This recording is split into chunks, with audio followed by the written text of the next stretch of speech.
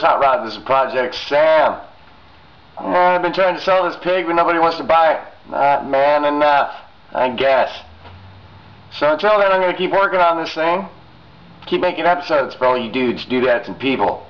Stick around, stay tuned. I might have some tips for you. I'll answer some of the questions some of you guys have been hitting me on the YouTube. So, yeah, let's do it. Alright, so Chucky's out here helping me. He's looking for stuff to get into. I'm out here doing the finish sanding, getting ready to do the finish coat on the paint. Now, I do have a few spots. There's a dent, divot thing in here. I'm going to fill with a little of the Bondo Ultimate. Maybe some of the scratches, some of the other details. Some of you have had some questions. One dude was asking what kind of grinder wheels do you use to grind down on welds. I do. I use that one right there. Just don't push real hard. Go easy. Or you can use these. You know, finer kind of quality discs. Just be careful. They'll break apart. Use safety gear, especially for you first timers. What else do I got to do? I got to tape up all the windows.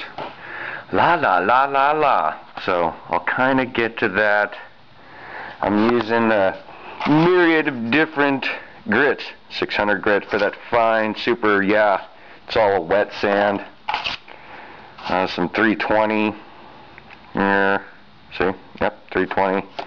Some 220. I don't recommend going any higher in grit than 220. That's pretty much the lowest I would go. 150 is going to leave some nasty scratches in your finished paint, and you don't want that, especially if you want a high sell value. So 220, 300, 400, 600. That'd be all I do for finish. Rough stuff, I guess it don't matter. Alright people, just getting ready to mix my Bondo up. What I like to use, putty knife. I made this applicator out of some thin steel.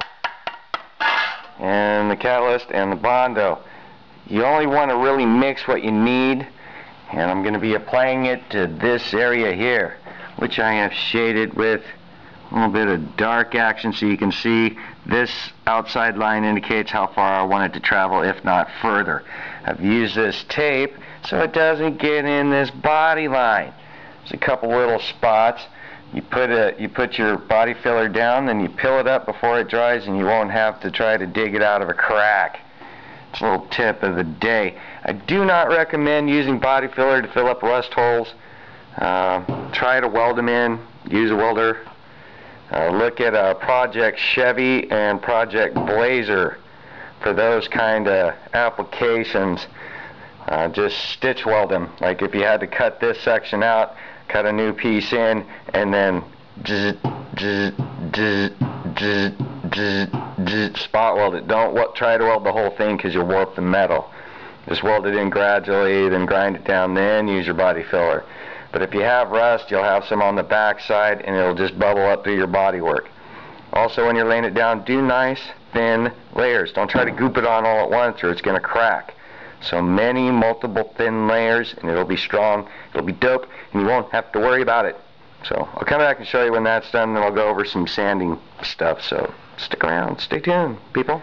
Got the Bondo applied where I wanted, peeled the tape off before it had time to dry, and then like on this edge here, before it totally dried, I went over with a razor and followed the contour, blah blah blah, put in some other spots. When you sand this stuff, don't use aggressive grit, especially when you're this close to a finished coat. You want to use light grit, 220-ish. Don't push hard or it'll carry deep scratches, and I'll show you what I mean by that. Over here, opposite the other side, I use some graphite. I actually don't have the store-bought kind. I just shaved the end of this construction pencil. Now, you can't really see it too much because this camera's not going to show it, but in this area here, it's showing some deep scratch lines. If that shows up with the graphite, it will show up in your final coat. So you can just shave it down, rub it on, and you'll be able to see where you need to sand a little bit more. It's a good technique to use. You can buy this stuff at auto parts stores, but if you don't have the cash to do it, just use a pencil. Rub it on. Now you're going to want to get this off before you try to paint over it because it'll show through the paint, but That's just something that you can do, a little tip and a trick. I know I've showed you these before. These are just some styrofoam blocks that I've made. They're very flexible because Sam has some really contoured edges, and it's kind of hard to get on the round parts with anything else. Now you can, again, go buy some store-bought ones, or you can make your own, as I have. I made a couple different sizes.